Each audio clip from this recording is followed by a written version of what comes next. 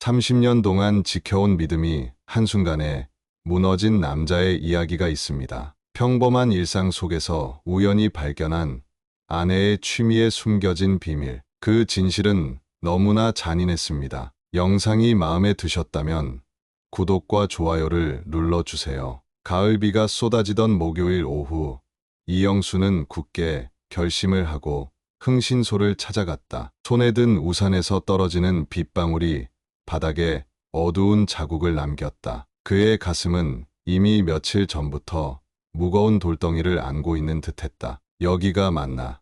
이영수는 낡은 간판을 올려다보며 한숨을 쉬었다. 흥신소는 그가 상상했던 것보다 더 초라했다. 좁은 사무실 안에는 담배 연기가 희미하게 떠다녔고 낡은 책상 위에는 서류 뭉치가 어지럽게 쌓여 있었다. 59세의 중소기업 부장인 그에게 이런 곳은 너무나 낯설었다. 앉으시죠. 강석호 탐정이 손짓하며 말했다. 이영수는 의자에 앉으며 깊은 한숨을 내쉬었다. 단정한 양복 차림이었지만 그의 얼굴에는 지난 며칠간의 불면이 그대로 새겨져 있었다. 제 아내 일로 찾아왔습니다. 이영수는 떨리는 목소리로 말했다. 이 말을 입 밖으로 내뱉는 순간 현실이 더욱 잔인하게 다가왔다. 30년 넘게 함께했는데 요즘 뭔가 이상해요. 그는 아내 한지연과의 결혼 생활을 떠올렸다. 처음 만났을 때의 설렘, 결혼식 날의 기쁨, 그리고 딸 민지가 태어났을 때의 행복까지 모든 순간이 그의 마음속에 선명하게 남아 있었다. 구체적으로 어떤 점이 이상하신가요? 강석호의 목소리가 그의 생각을 끊었다. 이영수는 주머니에서 손수건을 꺼내 이마에 땀을 닦았다. 제 아내가 6개월 전부터 매주 일요일마다 도에 동호회에 간다고 외출합니다. 30년 결혼 생활 동안 그런 취미가 없었어요. 말을 하는 동안 그의 마음속에는 의심과 불안, 그리고 자책감이 뒤엉켰다. 내가 이러면 안 되는데 하는 생각과 뭔가 있을지도 모른다는 의심이 끊임없이 충돌했다. 취미가 바뀌는 건 자연스러운 일일 수도 있습니다만 강석호가 말했다. 문제는 그게 아니에요. 이영수는 목소리를 낮추며 앞으로 몸을 기울였다. 이 말을 하기 위해 얼마나 많은 용기가 필요했는지 모른다. 전화가 와도 안 받을 때가 있고 가끔 향수 냄새가 나요. 지연이가 향수를 쓴 적이 없거든요. 비가 창문을 두드리는 소리가 마치 그의 불안한 심장 소리 같았다. 이영수는 지난 몇 주간 잠 못 이루던 밤들을 떠올렸다. 옆에 누운 아내를 바라보며 정말 내가 맞니? 라고 묻고 싶었던 순간들. 예전과 다른 점이 또 있나요? 강석호의 질문이 계속되었다. 이영수는 고개를 끄덕였다. 가장 아픈 부분을 말해야 했다. 휴대폰을 항상 몸에 지니고 다녀요. 화장실 갈 때도 가지고 가죠. 그리고 그는 잠시 망설이다 말을 이었다. 그리고 침실에서도 예전 같지 않아요. 강석호는 조용히 메모를 하는 동안 이영수의 마음속에는 자신이 이곳에 온 것이 옳은 결정인지에 대한 의심이 커져갔다. 하지만 이미 돌아갈 수 없었다. 진실을 알아야만 했다. 한울 도예회 찾아보셨나요? 강석호가 물었다. 인터넷에서만요. 분당에 있는 정규 도예 교실이더군요. 이영수의 목소리가 떨렸다. 직접 가볼 용기가 없었습니다. 그는 지난 주말 새벽까지 컴퓨터 앞에 앉아 한울 도예회를 검색했던 기억을 떠올렸다. 그리고 수십 번 도예회까지 가는 길을 지도 앱으로 확인했지만 결국 발걸음을 떼지 못했다. 조사비는 일주일에 150만 원입니다. 최소 2주는 봐야 할 것 같군요. 강석호가 말했다. 이영수는 망설임 없이 고개를 끄덕였다. 돈은 중요하지 않았다. 그의 인생이 걸린 문제였다. 진실이 뭐든 알고 싶습니다. 그가 말했다. 서류에 서명하는 동안 이영수의 손이 미세하게 떨렸다. 펜을 쥔 손가락에 힘이 들어갔다. 이 서명으로 자신의 삶이 어떻게 변할지 알 수 없었지만 더 이상 불확실한 상태로 살 수는 없었다. 비는 더욱 거세게 내리기 시작했고 창밖의 세상은 그의 마음처럼 점점 더 흐릿해져 갔다. 흥신소를 나서며 이영수는 가슴 깊은 곳에서 무언가가 끊어지는 느낌을 받았다. 이영수는 매일 아침처럼 출근 준비를 하고 있었지만 마음은 다른 곳에 가 있었다. 거울에 비친 자신의 모습은 평소와 같았으나 내면은 온통 뒤틀려 있었다. 강석호 탐정에게 의뢰한 지 이틀이 지났지만 아직 소식이 없었다. 여보, 오늘 늦게 들어올 것 같아요? 한지연이 침실에서 나오며 물었다. 이영수는 넥타이를 매며 거울 속 아내를 바라보았다. 56세의 한지연은 여전히 아름다웠다. 함께한 30년이 무색할 정도로 세월의 흔적이 적게 느껴졌다. 아마 회식이 있을 수도 있어. 이영수는 거짓말을 했다. 오늘은 퇴근 후 강석호를 만나기로 약속되어 있었다. 아내를 의심하는 자신의 모습이 낯설었다. 평생 정직하게 살아온 그였지만 요즘은 거짓말이 일상이 되어가고 있었다. 출근길 이영수의 휴대폰이 울렸다. 강석호였다. 어떻게 됐습니까? 이영수가 조심스럽게 물었다. 초기 관찰 결과를 말씀드리자면 부인의 평일 일과는 매우 규칙적입니다. 보험회사에 출근해서 일하고 점심시간에는 동료들과 식사하고 퇴근 후에는 곧장 집으로 돌아옵니다. 이영수는 안도와 실망이 뒤섞인 감정을 느꼈다. 한편으로는 아내가 평범한 일상을 보내고 있다는 사실에 안심했지만 다른 한편으로는 수상한 점을 발견하지 못한 것에 실망했다. 그럼 별 문제 없는 건가요? 아직 결론 내리기는 이릅니다. 강석호의 목소리가 선을 타고 들려왔다. 평일의 완벽함이 오히려 의심스럽습니다. 일요일을 기다려봐야 할 것 같군요. 이영수는 한숨을 내쉬었다. 알겠습니다. 그날 저녁 이영수는 일부러 늦게 퇴근했다. 아내에게 회식이 있다고 말해놓았기 때문이다. 그는 회사 근처 술집에 홀로 앉아 소주 한 병을 비웠다. 30년이라는 시간이 그의 머릿속을 스쳐 지나갔다. 왜 이렇게 된 걸까? 그는 잔을 비우며 생각했다. 내가 뭘 잘못했을까? 영수는 자신이 완벽한 남편은 아니었다고 생각했다. 회사 일에 치여 가정에 소홀했던 시간들, 아내의 이야기를 충분히 듣지 못했던 순간들. 하지만 그것이 배신의 이유가 될 수 있을까? 금요일 저녁, 강석호에게서 또 다른 보고가 왔다. 오늘 부인께서 퇴근 후 백화점에 들르셨습니다. 화장품을 구매하시고 미용실에서 머리를 손질하셨어요. 이영수의 심장이 빠르게 뛰기 시작했다. 그게 무슨 의미인가요? 주말을 준비하는 것처럼 보입니다. 특히 일요일을요. 이영수는 손을 떨며 전화를 끊었다. 그날 밤 그는 옆에서 평화롭게 잠든 아내를 바라보았다. 한지연의 머리카락에서는 미용실 특유의 향이 났다. 영수는 그녀의 얼굴을 오랫동안 바라보았다. 첫 만남의 설렘이 여전히 가슴에 남아 있었다. 정말 날 속이고 있는 걸까? 토요일 이영수와 한지연은 함께 마트에서 장을 보고 시부모님을 방문했다. 아내는 평소와 다름없이 시부모님께 정성을 다했다. 그 모습을 보며 이영수는 더욱 혼란스러웠다. 이렇게 완벽한 아내, 며느리인데 어떻게? 밤이 깊어갈수록 이영수의 불안은 커져갔다. 내일은 일요일, 한지연이 도예 동호회에 간다고 말한 날이었다. 강석호의 말대로라면 드디어 진실을 마주하게 될지도 모르는 날이었다. 이영수는 그날 밤 한숨도 자지 못했다. 창문 너머로 보이는 별들을 바라보며 그는 자신의 인생이 어떻게 이렇게 되었는지 생각했다. 내일이면 모든 것이 바뀔지도 모른다는 두려움과 함께 일요일 아침 이영수는 일찍 눈을 떴다. 사실 거의 잠을 이루지 못했다. 그는 침대에서 나와 부엌에서 커피를 준비했다. 9시쯤 한지연이 나타났다. 일찍 일어났네요. 한지연이 눈을 비비며 말했다. 이영수는 미소를 지으려 노력했다.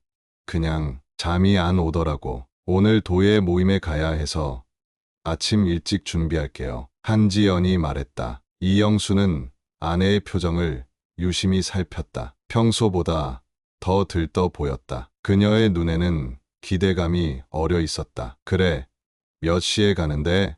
이영수가 무심한 척 물었다. 10시쯤 나갈 거예요. 오후 4시쯤 돌아올 것 같아요. 이영수는 고개를 끄덕였다. 그의 가슴 안에서는 불안과 의심이 소용돌이쳤다. 오늘 모든 것이 밝혀질 것이다. 아내가 샤워를 하는 동안 그는 강석호에게 문자를 보냈다. 오늘 10시에 출발할 예정입니다. 10시가 되자 한지연은 이영수가 전에 본 적 없는 옷차림으로 나타났다. 편안한 린넨 원피스에 보라색 스카프를 목에 둘렀다. 평소보다 화장도 진했다. 예쁘게 꾸몄네. 이영수가 말했다. 목소리에 쓴맛이 묻어났다. 한지연은 당황한 듯 미소 지었다.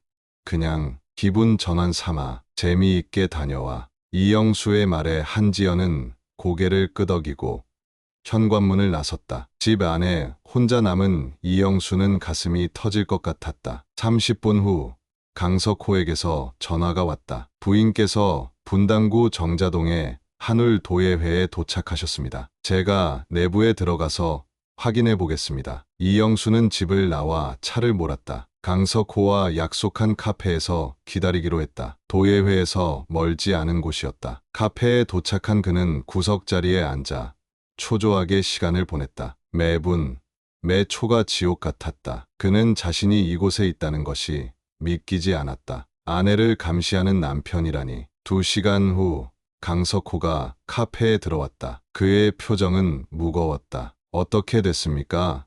이영수가 다급하게 물었다. 강석호는 자리에 앉으며 천천히 말했다. 일단 부인께서는 실제로 도예 수업을 받고 계십니다. 실력도 상당하더군요. 이영수는 혼란스러웠다.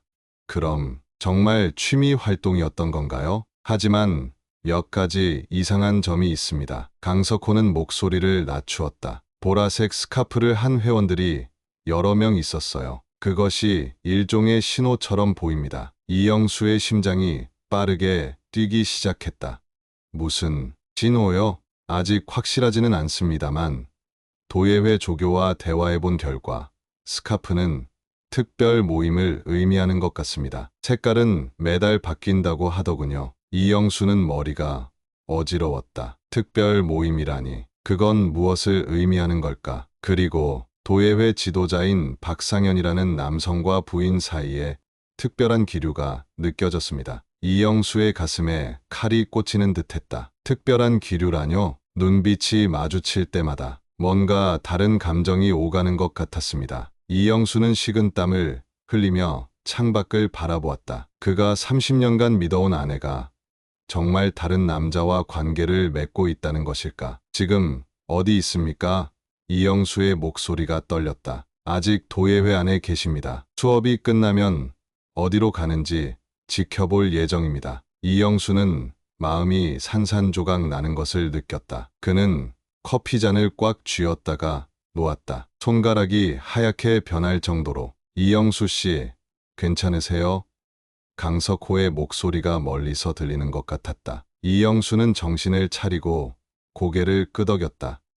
네, 계속 말씀해 주세요. 도예회 안에서 더 정보를 얻기 위해 노력했습니다. 보라색 스카프를 한 회원 중 한 명과 카페에서 대화할 기회가 있었어요. 이영수는 입술을 깨물며 듣고 있었다. 강석호는 스카프에 관한 대화를 자세히 설명했다. 우리끼리의 신호라는 말에 이영수의 가슴은 더욱 무거워졌다. 그리고 도예회 조교와 대화했는데 그에 따르면 보라색 스카프를 한 사람들은 수업 후에 따로 모임을 갖는다고 합니다. 박상현 선생이 그 모임을 주도한다고 하더군요. 이영수는 자신의 인생이 무너져 내리는 소리를 듣는 것 같았다. 그가 믿고 사랑했던 아내가 매주 일요일 남편 몰래 다른 모임에 참석하고 있었던 것이다. 조교의 말로는 강석호가 잠시 망설이다 말을 이었다. 그 모임에서 특별한 관계가 형성된다고 합니다. 특별한 관계. 이영수는 그 단어를 천천히 반복했다. 말 그대로 특별한 관계. 배우자가 아닌 다른 사람과의 관계. 그때 강석호의 휴대폰이 울렸다. 그는 전화를 받고 짧게 대화한 후 이영수를 바라보았다. 부인께서 수업을 마치고 박상현과 함께 나왔습니다. 두 사람이 근처 공원으로 향하고 있어요. 이영수는 자리에서 벌떡 일어났다. 가봐야겠습니다. 잠깐만요. 강석호가 그를 말렸다. 지금 감정적으로 대응하면 상황이 복잡해질 수 있습니다. 우선 증거를 확실히 봐야 합니다. 이영수는 주먹을 꽉 쥐었다 폈다. 그는 평생 이성적으로 살아왔지만 지금은 감정의 폭풍이 그를 집어삼키고 있었다. 함께 가죠. 강석호가 말했다. 하지만 제 지시에 따라주세요. 두 사람은 카페를 나와 공원으로 향했다. 걸어가는 동안 이영수의 다리는 후들거렸다. 30년 결혼 생활이 이렇게 끝날 수도 있다는 생각이 그를 괴롭혔다. 공원에 도착하자 강석호는 민재에게서 온 문자를 확인했다. 정자로 갔다고 합니다. 이쪽입니다. 나무가 울창한 오솔길을 따라 걸으며 이영수는 과거를 되돌아보았다. 한지연과의 첫 만남, 청혼, 결혼식, 딸 민지의 탄생, 그리고 함께한 수많은 기념일들. 그 모든 순간들이 이제는 거짓이었던 것일까? 저기요. 강석호가 속삭였다. 울창한 나무들 사이로 작은 정자가 보였다. 이영수는 심장이 멎는 것 같은 느낌을 받았다. 정자에는 두 사람이 앉아 있었다. 한지연과 남자. 그들은 가까이 앉아 이야기를 나누고 있었다. 숨어서 지켜봅시다. 강석호가 말했다. 그들은 나무 뒤에 숨어 상황을 지켜보았다. 이영수의 입술이 떨렸다. 시간이 흐르면서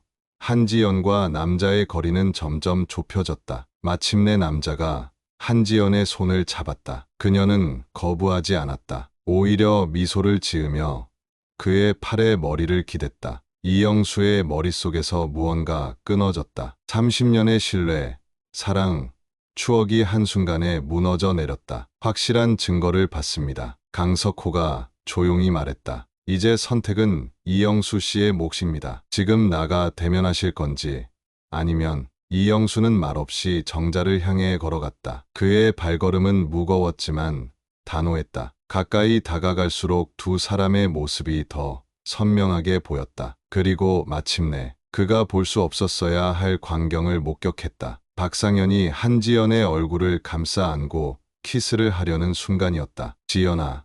이영수의 외침이 공원에 울려 퍼졌다. 한지연과 박상현은 놀라서 몸을 떼어냈다. 한지연의 얼굴에서 혈색이 싹 가셨다. 그녀의 눈에는 공포와 당혹감이 가득했다. 영수 씨, 그녀의 목소리가 떨렸다. 이영수는 떨리는 다리로 정자 계단을 올라갔다. 그의 가슴 속에서는 분노, 배신감, 슬픔이 뒤엉켜 소용돌이쳤다. 30년이었어. 우리가 함께한 시간이. 이영수의 목소리는 감정에 북받쳐 갈라졌다. 박상현이 일어나 상황을 진정시키려 했다. 오해가 있으신 것 같은데. 오해? 이영수가 비웃듯 말했다. 모든 자제력이 무너져 내렸다. 내가 방금 본 것이 오해라고? 한지연은 천천히 일어나 남편에게 다가갔다. 영수야, 설명할 수 있어. 설명? 뭘 설명한다는 거야? 이영수의 분노가 폭발했다. 6개월 동안 날 속였다는 걸? 이게 내 도의 취미였어? 눈물이 그의 볼을 타고 흘러내렸다. 30년 동안 그는 아내 앞에서 거의 울지 않았다. 강한 남편, 든든한 가장이 되려고 노력했었다. 하지만 지금 그는 무너졌다. 사랑해요. 박상현이 갑자기 한지연을 향해 말했다. 더 이상 숨길 필요 없어요. 이 말에 이영수의 눈에서 불꽃이 튀었다. 수십 년간 억눌러온 분노가 한순간에 폭발했다. 그는 주먹을 움켜쥐고 박상현에게 달려들었다. 이 개자식. 이영수가 소리쳤다. 강석호가 재빨리 개입해 이영수를 붙잡았다. 진정하세요. 이렇게 해결될 문제가 아닙니다. 한지연은 눈물을 흘리며 자리에 주저앉았다. 미안해, 영수야. 정말 미안해. 왜? 이영수가 물었다. 그의 목소리는 이제 분노보다는 깊은 상처와 혼란으로 가득했다. 우리에게 부족한 게 뭐였어? 내가 뭘 잘못했길래. 이영수는 자신의 삶을 되돌아보았다. 그는 완벽한 남편은 아니었다. 일에 몰두하느라 가족과 함께하는 시간이 부족했고 아내의 이야기에 항상 귀 기울이지는 못했다. 하지만 그래도 배신당할 만큼 잘못한 것이 있었을까? 한지연은 고개를 떨구었다. 설명하기 어려워. 그냥 마음이 변했어. 박상현 선생님은 내 마음을 이해해 주셨어. 30년의 결혼 생활이 그렇게 쉽게 변해? 이영수의 목소리가 흔들렸다. 박상현은 조용히 한지연의 곁으로 다가가 그녀의 어깨를 감쌌다. 이 모습을 본 이영수의 얼굴에는 절망감이 깃들었다. 가슴속 깊은 곳에서 무언가가 산산조각 나는 소리가 들리는 것 같았다. 더 이상 볼 것 없습니다. 가시죠. 강석호가 이영수의 팔을 잡아 정자에서 멀어지게 했다. 이영수는 마지막으로 한번 뒤돌아보았다. 30년을 함께한 아내와 그녀의 연인이 정자에 앉아있는 모습. 그 광경은 영원히 그의 기억 속에 남게 될 것이다. 두 사람이 공원을 빠져나올 때까지 한지연의 흐느끼는 소리가 가을 바람을 타고 이영수의 귀에 맴돌았다. 그 소리는 그의 심장을 더욱 아프게 찔렀다. 다음 날 아침, 이영수는 소파에서 눈을 떴다. 그는 어젯밤 집에 도착했을 때 아내가 돌아와 있지 않은 것을 발견했다. 술을 마시다 소파에서 잠이 든 것이다. 거실은 난장판이었다. 이영수가 술에 취해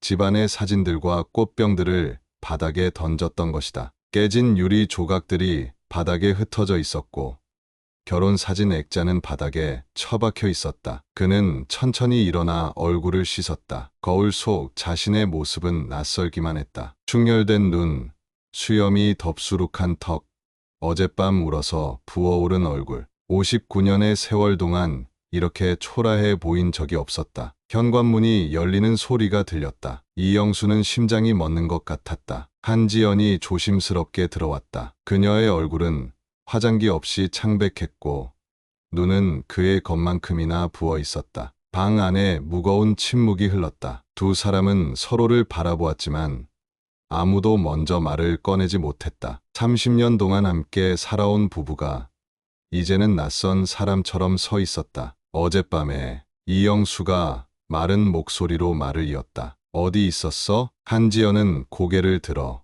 그를 바라보았다. 박상현 씨 집에 있었어. 솔직한 대답이 오히려 더 아팠다. 이영수는 흔들리는 다리로 소파에 앉았다. 짐을 챙기러 왔어. 한지연이 담담하게 말했다. 이영수의 눈이 커졌다. 뭐라고? 생각할 시간이 필요했거든. 한지연의 목소리는 떨리지 않았다. 영수야, 우리 이제 끝내야 할 것 같아. 이영수는 자리에서 벌떡 일어났다. 30해 가까이 함께 살았는데 그냥 끝내자고?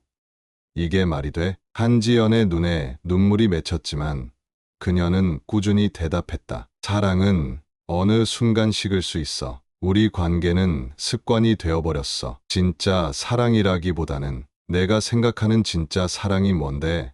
이영수의 목소리가 높아졌다. 도예 선생과의 불륜이 진짜 사랑이라는 거야? 한지연은 고개를 저었다. 불륜이라기보다 오랜만에 느낀 설렘이었어. 박상현 선생님은 내 마음을 이해해 주셨어. 그럼 내가 내 마음을 이해 못했다는 거지? 이영수의 목소리가 갈라졌다. 그는 자신의 모든 실패를 떠올렸다. 아내의 생일을 잊었던 순간들, 그녀의 고민을 귀담아 듣지 않았던 날들. 당신은 한지연이 잠시 망설였다. 당신은 항상 일이 먼저였어. 내 생각, 내 감정은 항상 나중이었고 이영수는 벽을 주먹으로 치며 소리쳤다. 그게 누구를 위해서였는데 우리 가정을 위해 희생한 시간이었다고. 한지연도 목소리를 높였다. 그래, 당신은 희생했어. 하지만 그 과정에서 나는 잊혀졌어. 내가 무엇을 원하는지, 무엇을 느끼는지 아무도 물어보지 않았어. 이영수는 주저앉았다. 그의 세계가 무너져 내렸다. 어쩌면 한지연의 말이 맞을지도 모른다. 그는 가족을 위해 일했지만 정작 가족과 함께하는 시간은 부족했다. 아내의 마음을 알려고 노력했는가? 그녀의 꿈, 그녀의 욕망을 이해하려 했는가? 30년 동안 당신 곁에서 완벽한 아내, 완벽한 며느리 역할만 했어. 한지연의 목소리가 떨렸다. 하지만 내 인생은 어디 있었지? 내 꿈은, 내 욕망은? 이영수는 고개를 숙였다. 그의 어깨가 축 처졌다. 그럼 내가 원하는 게 뭐야? 이혼? 방 안에 무거운 침묵이 흘렀다. 한지연은 눈물을 훔치며 천천히 고개를 끄덕였다. 미안해, 영수야. 하지만 이제는 그녀가 말했다. 이제는 내 삶을 찾고 싶어. 이영수의 눈에서 눈물이 흘러내렸다. 분노는 사라지고 깊은 상실감만 남았다. 30년의 결혼 생활이 이렇게 끝난다는 것을 받아들이기 힘들었다. 짐 챙겨. 그가 쉰 목소리로 말했다. 이제 당신 마음대로 해. 한지연은 침실로 향했다. 1시간 후 그녀는 큰 여행 가방을 들고 나왔다. 30년 결혼 생활의 흔적이 가방 하나에 담겨 있었다. 그녀가 현관문을 열 때 이영수가 마지막으로 물었다. 행복해질 수 있을 것 같아? 한지연은 잠시 망설이다 고개를 끄덕였다. 내가 못 준 것을 찾을 수 있을 것 같아. 문이 닫히고 이영수는 홀로 남았다. 텅 빈 집 안에서 그는 소파에 쓰러지듯 앉았다. 30년이 이렇게 끝나는군요. 그가 중얼거렸다. 이영수는 창밖을 바라보았다. 가을의 노을이 도시를 붉게 물들이고 있었다. 그의 삶에도 저녁이 찾아온 것 같았다. 이혼 절차는 예상보다 빠르게 진행되었다. 이영수는 변호사와의 모든 미팅에 무감각하게 참석했다. 서류에 서명하고 재산을 분할하고 30년의 결혼 생활을 법적으로 정리하는 과정은 마치 꿈속에서 일어나는 일처럼 느껴졌다. 아버지, 정말 괜찮으세요?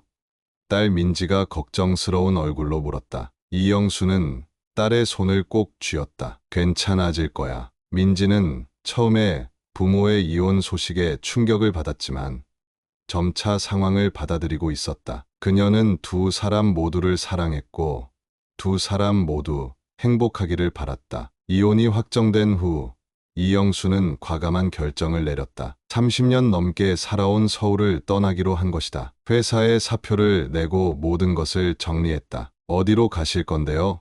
민지가 물었다. 강원도 바닷가 마을로. 이영수가 대답했다. 오래전부터 한번 살아보고 싶었던 곳이야. 그것은 반쯤은 거짓말이었다. 사실 그는 그저 도망치고 싶었다. 서울의 모든 장소, 모든 거리가 한지연과의 추억으로 가득했다. 매일 그 기억들과 마주하며 살아갈 자신이 없었다. 봄이 올 무렵 이영수는 강원도 작은 해변 마을로 이사했다. 바다가 보이는 작은 펜션을 임대했다. 도시의 번잡함과 아파트의 갑갑함을 벗어나 자연 속에서 숨을 쉬는 것만으로도 위안이 되었다. 영수 씨, 오늘은 날씨가 참 좋네요. 펜션 주인 할머니가 아침 인사를 건넸다. 이영수는 미소를 지으며 고개를 끄덕였다. 네, 바다가 더 파랗게 보이는 것 같아요. 처음 이곳에 왔을 때는 모든 것이 낯설고 어색했다. 하지만 시간이 지날수록 바닷가,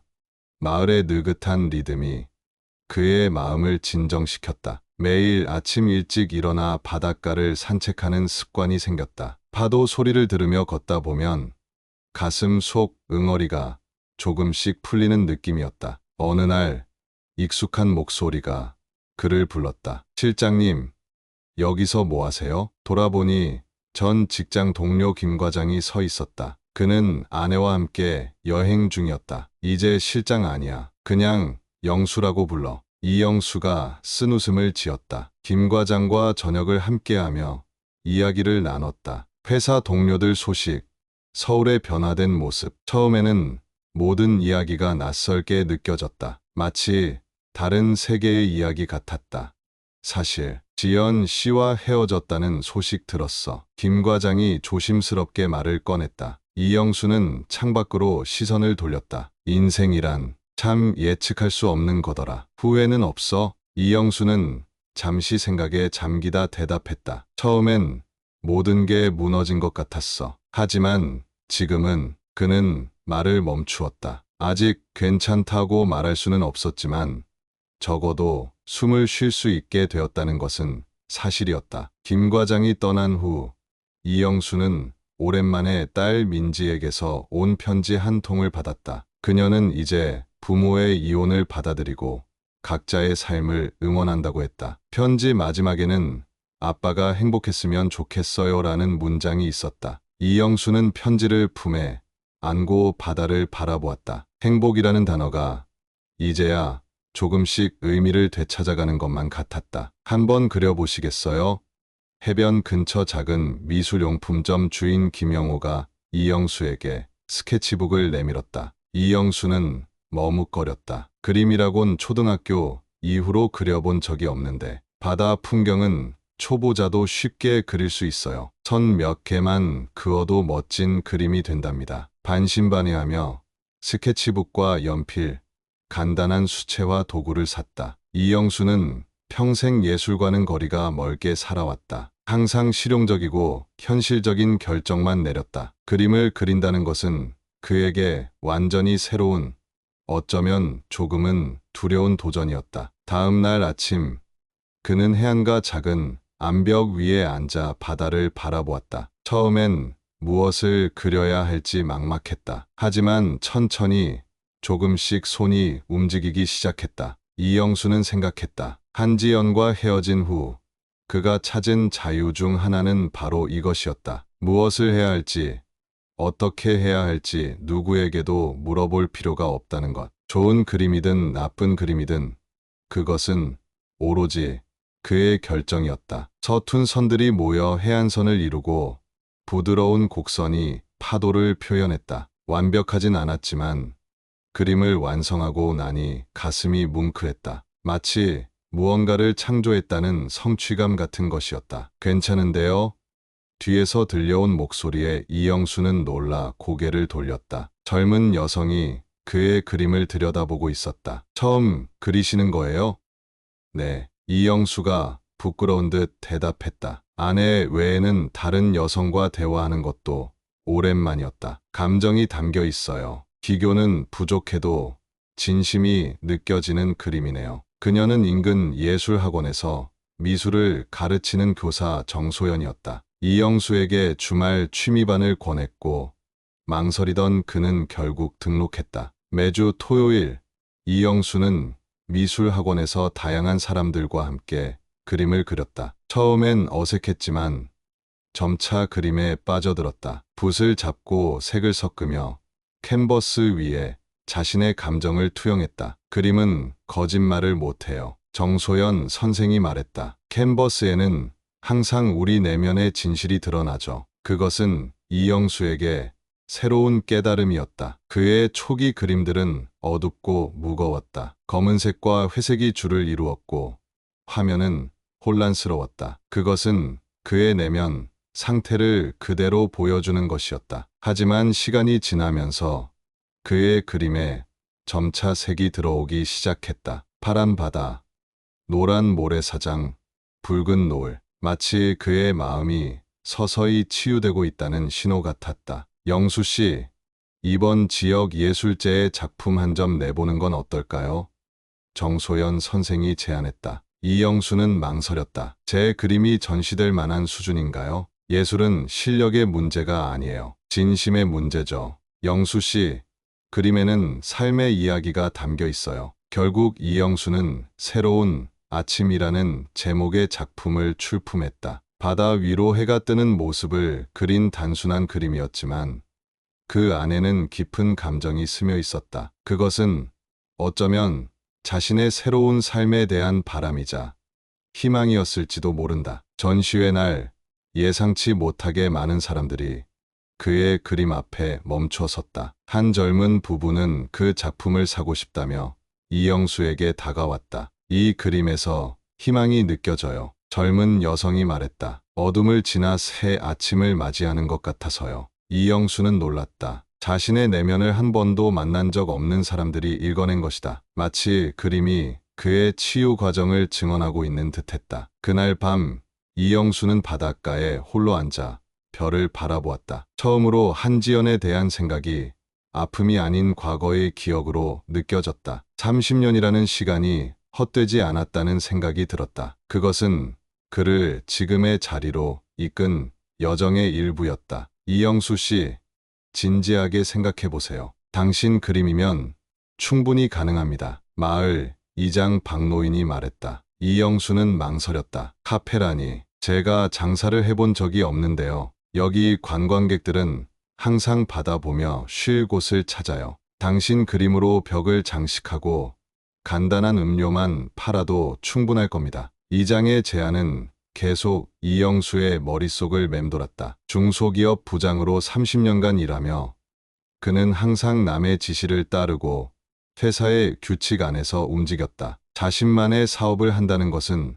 완전히 새로운 도전이었다. 퇴직금으로 작은 공간을 임대하기에는 충분했다. 그러나 이영수를 더 망설이게 한 것은 돈의 문제가 아니라 자신감의 부재였다. 내가 할 수 있을까? 그는 수없이 자문했다. 하지만 몇 주간의 고민 끝에 그는 용기를 내어 해변가 작은 건물을 임대했다. 새로운 시작을 위한 첫걸음이었다. 바다정원이라는 이름의 작은 카페가 문을 열었다. 벽에는 이영수의 그림들이 걸려 있었고 창문으로는 바다가 한눈에 보였다. 그는 카페 인테리어부터 메뉴 선정까지 모든 것을 직접 결정했다. 처음으로 자신의 삶을 스스로 디자인하는 기분이었다. 처음에는 손님이 거의 없었지만 입소문을 타고 점점 알려져 갔다. 특히 이영수의 그림이 카페의 특별한 분위기를 만들어냈다. 여기 그림들 전부 주인분이 그리신 거라면서요? 한 관광객이 물었다. 네, 제가 그린 거예요. 이영수가 부끄러운 듯 웃었다. 정말 멋져요. 바다의 색감이 살아있어요. 이런 칭찬을 들을 때마다 이영수는 자신이 새로운 정체성을 찾아가고 있다는 느낌을 받았다. 더 이상 그는 한지연의 남편이나 회사의 부장이 아니었다. 그는 화가 이영수, 카페 주인 이영수였다. 매일 아침 일찍 일어나 카페를 준비하고 틈틈이 그림을 그리는 생활. 생각지도 못했던 일상이었지만 이영수는 점점 이 삶의 만족을 느꼈다. 비로소 자신만의 공간, 자신만의 세계를 만들어가고 있었다. 어느 날 정소연 선생이 카페를 찾아왔다. 영수 씨, 제안이 있어요. 우리 학원 학생들이 여기서 야외 스케치 수업을 하면 어떨까요? 그렇게 매주 수요일은 미술 수업 날이 되었다. 어린 학생들부터 은퇴한 노인들까지 다양한 사람들이 카페에서 그림을 그렸다. 이영수는 가끔 그들에게 조언을 해주기도 했다. 자신도 배우는 과정에 있었지만 그가 느낀 감정과 깨달음을 나누는 것은 즐거웠다. 이제 화가라는 직함이 어울리는데요. 정소연이 웃으며 말했다. 이영수는 고개를 저었다. 아니요, 저는 그저 그림을 사랑하는 사람일 뿐이에요. 시간이 지날수록 카페는 마을의 작은 명소가 되어갔다. 지역 예술가들의 모임 장소가 되기도 했고 가끔은 작은 음악회가 열리기도 했다. 이영수는 처음으로 자신이 공동체의 일부라는 느낌을 받았다. 영수 아저씨, 저도 크면 화가가 될래요. 단골 가족의 어린아이가 말했다. 이영수는 아이의 머리를 쓰다듬었다. 꿈을 꾸는 건 언제나 좋은 일이란다. 가을이 다시 찾아왔을 때 이영수는 문득 깨달았다. 한 해가 지났다. 한지연과 헤어진 지 1년이 흘렀다. 그는 저녁에 바닷가로 나가 별을 바라보았다. 행복하십니까? 뒤에서 들려온 목소리. 정소연이었다. 이영수는 잠시 생각에 잠겼다. 행복. 그것은 한동안 그의 어휘에서 사라졌던 단어였다. 행복이 무엇인지 이제야 조금 알 것 같아요. 무엇일까요? 자신을 있는 그대로 받아들이는 것, 그리고 매일 작은 기쁨을 발견하는 것. 이영수가 미소 지으며 말했다. 둘은 나란히 바다를 바라보았다. 파도가 밀려오고 또 밀려가는 영원한 순환 속에 새로운 가능성이 열리고 있었다. 가을비가 내리던 날, 이영수는 카페 문을 닫으려는 참이었다. 늦은 시간에 찾아온 한 손님이 있었다. 검은 우산을 든 익숙한 실루엣. 강석호 씨, 이영수가 놀라며 말했다. 오랜만입니다. 이영수 씨. 강석호는 빗물을 털며 카페로 들어왔다. 1년 만의 재회였다. 강석호는 이영수를 찾기 위해 꽤 애를 썼다고 했다. 결국 딸 민지를 통해 연락처를 알아냈다고 했다. 커피 한 잔 하시겠어요? 이영수가 물었다. 감사합니다. 두 사람은 바다가 보이는 창가 자리에 앉았다. 강석호는 주변을 둘러보며 감탄했다. 완전히 다른 삶을 사시는군요. 이영수는 미소 지었다. 의도한 건 아니었지만 결과적으론 그렇게 됐네요. 다시 비가 내리고 있었다. 1년 전 그날처럼. 하지만 이제 그 비는 다른 의미로 다가왔다. 강석호 씨, 궁금한 게 있어요. 이영수가 조심스럽게 입을 열었다. 당신은 이런 일을 많이 해보셨을 텐데 결혼 생활이 무너진 후 다시 행복해지는 사람들이 많나요? 강석호는 커피를 한 모금 마시고 대답했다. 모두가 다른 방식으로 대처하죠. 어떤 이들은 과거에 집착하고 어떤 이들은 완전히 새로운 삶을 찾아요. 이영수 씨는 후자인 것 같군요. 이영수는 창밖으로 시선을 돌렸다. 처음엔 도망친 거였어요. 모든 것을 뒤로하고 그냥 달아나고 싶었죠. 하지만 이제는 이 삶이 제 삶이 된 것 같아요. 한지연 씨는 강석호가 조심스럽게 꺼냈다. 그 사람과 결혼했다던데요. 이영수가 말을 이었다. 민지를 통해 들었어요. 후회는 없으신가요? 이영수는 잠시 생각에 잠겼다. 모르겠어요. 다시 그때로 돌아간다면 다른 선택을 했을까? 하지만 지금의 제 모습은 그때의 고통이 만들어준 선물이니까요. 강석호는 벽에 걸린 그림들을 바라보았다. 이런 재능이 있으셨군요. 저도 몰랐어요. 이영수가 웃었다. 제 안에 이런 면이 숨어 있을 줄은. 두 사람은 한동안 이야기를 나눴다. 강석호는 여전히 탐정 일을 하고 있었고 최근에는 비슷한 불륜 사건들을 많이 맡았다고 했다. 사람들은 왜 그럴까요?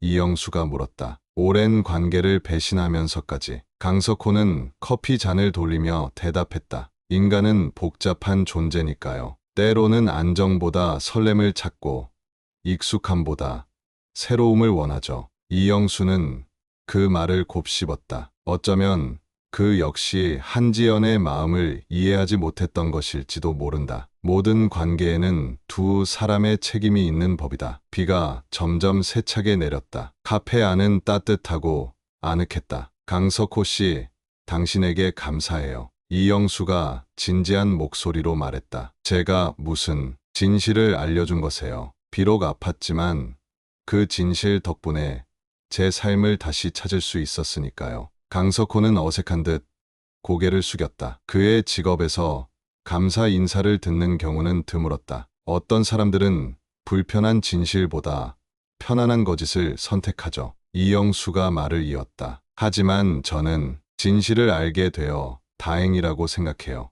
밤이 깊어갔고 강석호는 마지막 버스 시간이 가까워 자리를 떠야 했다. 이영수는 그에게 작은 캔버스를 선물했다. 바다에 떠오르는 태양을 그린 그림이었다. 새로운 시작을 의미하는 그림입니다. 이영수가 말했다. 두 사람은 카페 앞에서 작별 인사를 나눴다. 비는 여전히 내리고 있었지만 빗소리가 더 이상 슬프게 들리지 않았다. 다음에 서울에 오시면 연락 주세요. 강석호가 말했다. 이영수는 고개를 끄덕였다. 그럴게요. 하지만 당분간은 여기가 좋을 것 같습니다. 강석호가 떠난 후 이영수는 카페 창가에 앉아 밤바다를 바라보았다. 멀리서 등대의 불빛이 깜빡이고 있었다. 마치 길을 잃은 이들을 인도하는 희망의 신호 같았다. 그는 문득 자신의 삶을 되돌아보았다. 처음 한지연을 만났던 날, 설렘으로 가득했던 청춘,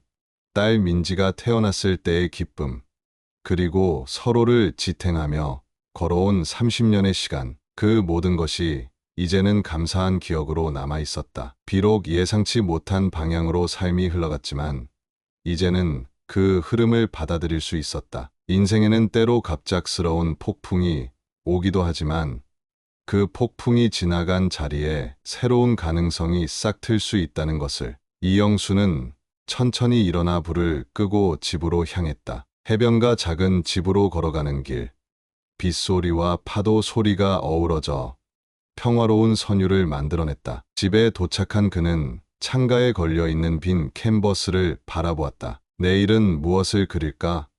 아마도 오늘 만남의 기억을, 어쩌면 미래에 대한 기대를. 그림은 이제 그에게 언어가 되었다. 말로 표현할 수 없는 감정들을 캔버스에 담아내는 방법을 찾은 것이다. 침대에 누워 천장을 바라보며 이영수는 생각했다. 한지연은 행복할까?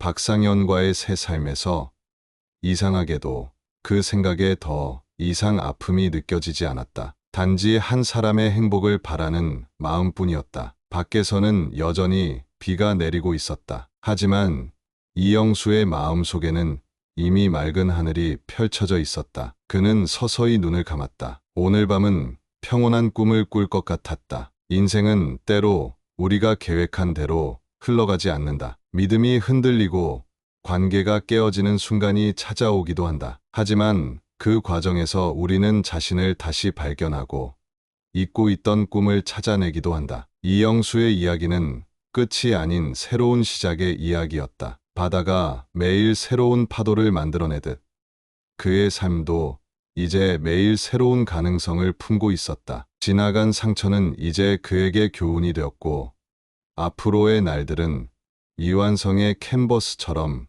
그가 채워나갈 여백이 되었다. 때로는 가장 아픈 진실이 오히려 우리를 진정한 자유로 이끌어주기도 한다는 것을 이영수는 이제 알고 있었다. 그리고 무엇보다 흔들리는 믿음 속에서도 결국 자신을 믿는 법을 배웠다는 것. 그것이야말로 진정한 삶의 축복이었다. 가장 깊은 상처가 때로는 가장 큰 치유의 시작점이 됩니다. 이영수가 낯선 바닷가, 마을에서 찾은 자신만의 새로운 삶처럼 우리 모두에게도 아픔 이후의 새로운 시작은 가능합니다. 그림이라는 예상치 못한 재능을 발견하고 바다 정원, 카페를 열기까지 이영수의 삶은 끝이 아닌 또 다른 시작이었습니다. 여러분이라면 이영수처럼 모든 것을 버리고 새 출발을 할 수 있었을까요?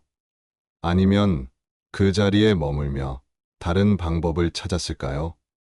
인생의 위기 앞에서 우리는 각자의 방식으로 선택하고 성장합니다. 구독과 좋아요를 눌러주시고 이 감동적인 여정을 함께 나누고 싶은 사람들과 공유해 주세요.